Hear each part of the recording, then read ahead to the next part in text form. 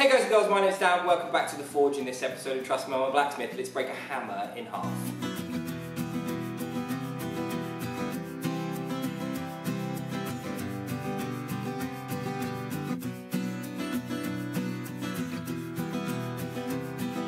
So, what we've done in this video is stupid, and I disencourage anyone to do what we did. This break is a result of some flaws within the hammer. This hammer was assigned the bin. It wasn't supposed to be leaving the workshop, and I approached Luke today and mentioned that if he wanted to take it and try and make it a hammer that was working, he could have it. Otherwise, it was to go into the scrap bin. And basically, we got a bit overzealous, stuck a punch in this and split it in half. This is really dangerous. Don't do it. Watch the video, you'll find out what this is all about, and I'll see you on the other side. Right, so a hammer that has split in half, and the reasons it's split in half, there could be a couple of reasons. I think Luke was a touch aggressive with his tempering cycle that he was putting it through. We temper here by getting it hot and then freezing the tempering by quenching it.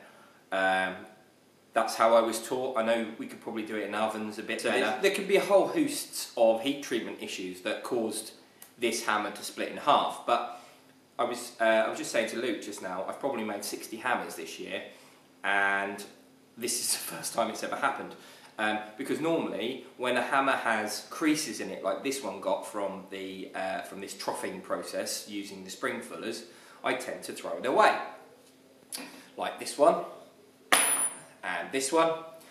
Sometimes I'll grind the little lips out to see how deep the crack goes, but this sort of just confirms to me why I am not keen to send hammers out that have these marks in to customers, because I know that these will split in half. And it is a direct result of forging the cheeks out and then putting these troughs in. And a lot of people say it's because of the types of tongs, where they're holding them with the tongs, it puts this mark in, but that's not true. This crease is coming from putting these troughs in the side. Now, you can do it without, and I think a lot of guys are doing it. You can put these get these deep cheeks and get these nice deep fullers in, but in order to do this one, I forged the stock down first, so I took this stock down here and this stock down here, and then drifted it through. So I isolated this section out before I started pulling the cheeks out. So what me and Luke are going to do now is completely stupid. We're going to try and put the hammer eye drift through this and see if we can split it in half. But I'm going to give you a close-up just now to show you what's happened so you can see it, and see if we can encourage this to come apart. Because it will make a lovely intro. I'm not saying that if you've got a hammer like this, or if you've got a hammer made by someone and it has these creases in, it's going to break in half, but I have heard horror stories of people's brand new, nice, shiny hammers forging away and the hammer just splits in half, literally cracks straight down the middle and falls apart on you. And it's due to this cheek, pulling these cheeks out, the way that they are pulled out with these. You get the big fuller marks in there and they pull them out. It's really bad practice.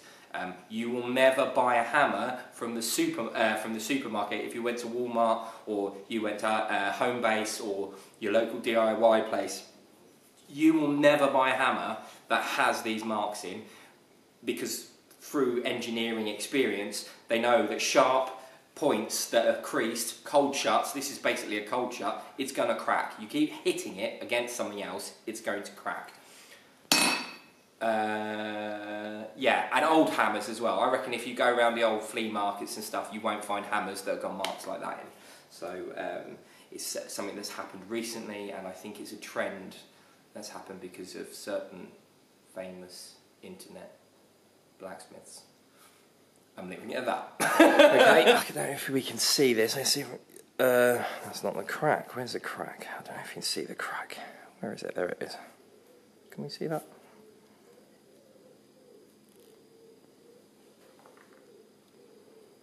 There it is.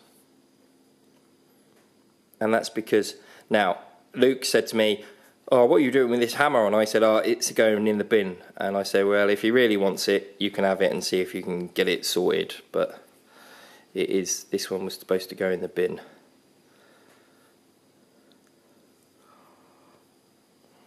Right. Right, Luke reckons it's not going to take much to go. I reckon he's talking nonsense. I also reckon one of us is going to end up in hospital doing this. Yeah. Don't do this at home. This is stupid. I'm standing over here. Ooh, that went to real quick.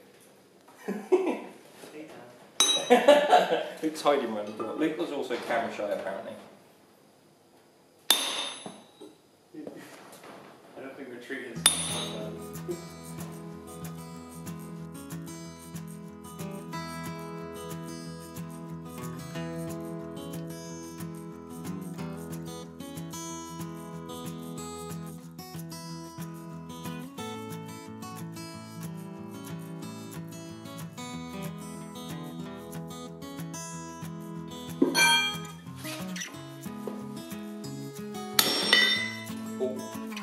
There's a lot of sparks. Yep, we're coming. I presume there's probably quite a bit of tension on that. Like, that's not what will explode anything easy. Yeah. So. Hi, Luke.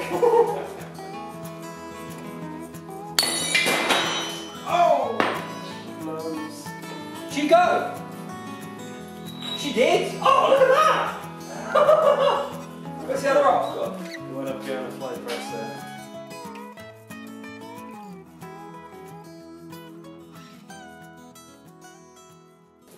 Okay, deduction, except from me and Luke are maybe a little bit mental. This is a heat treatment failure.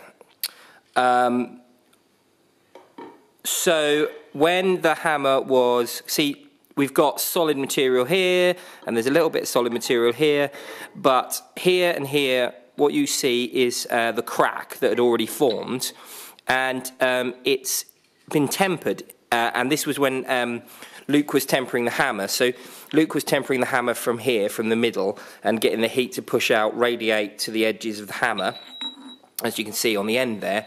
And there was already a crack in this before he tempered it. And I'm assuming that just the quench from the temper exaggerated the crack, and therefore we're in a situation where, well, we got carried away, basically. Quite impressive. I really think that this is an impressive thing to see when it does happen. And I know that that punch probably isn't real life outcomes. No one's going to start swinging punches into hammers. So this might have quite happily worked a career without splitting. But I just thought it would be nice to show you guys what happens with these. This one here is a particularly bad crevasse. Okay, a bit of a talky video, also a little bit crazy. Hope you enjoyed it. Again, I'm going to reiterate for the, I don't know how many times. This is stupid. This is really dangerous. There's recently a tutor at the college had to have surgery to have some parts of a hammer removed from his body. And I know that Toby Hinkman may have shortened his life by a tool exploding and putting bits of metal through his kidney or his liver or something like that. So don't do this. This is stupid. I don't know, actually, after saying that, I don't know why we did it. Anyway, live dangerously, I guess. But yeah, really exciting. And I'm not saying that if you've got a hammer that has got these lips, it's going to explode on you. I would just double check to make sure it's not getting cracked. I do know that they do split in half. I've heard horror stories.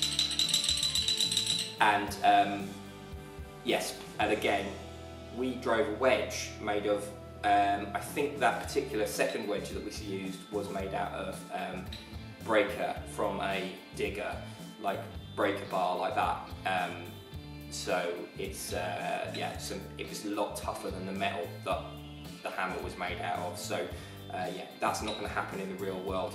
So it's not necessarily the end of the world if you do have those shuts or those little lips on your hammer, but it's a good example of why you probably don't want a hammer that has got those little shuts or the little lips, because